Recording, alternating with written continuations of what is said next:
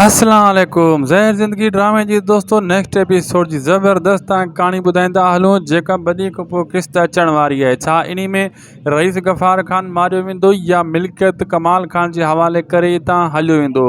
छा मुहिब जेको आहे रईस गफ़ार ख़ान जो साथ ॾींदो रबन सां गॾु या वरी कुझु ॿियो थींदो? सॼी कहाणी ॿुधायूं था इन नंढड़े वीडियो में दोस्तों। इन खे पूरो ॾिसो जीअं तव्हांखे सॼी कहाणी सम्झ में अचे ऐं थी सघे त शायदि को सो वीलॉग यूट्यूब चैनल के ज़रूर सब्सक्राइब कंदा। अगर फेसबुक पेज ते ॾिसी रहिया आहियो त इनखे बि फॉलो लाइक शेयर ज़रूर कंदा।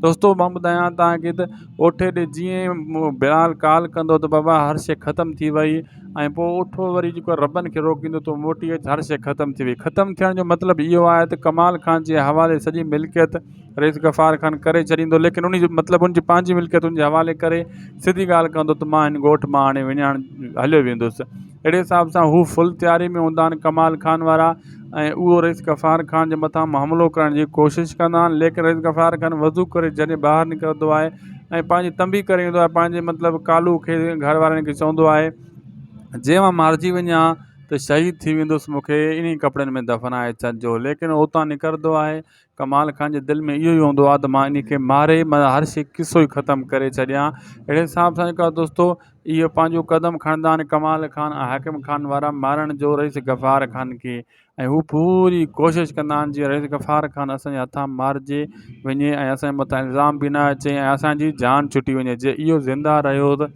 जेको आहे असां न बचंदासीं।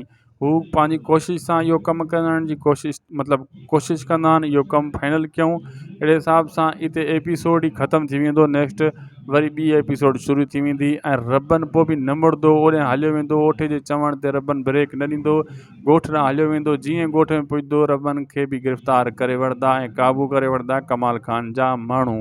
अहिड़े हिसाब सां वरी दोस्तों उहो ओठो कोशिशि कंदो त हाणे वरी कहिड़े बि तरीक़े रबन खे छॾायां। वरी काफ़ी क़िस्तां हली वेंदियूं हिते जंहिंमें वरी ओठो ईंदो। वीडियो पुॼाइण ते ख़ुदा हाफ़िज़।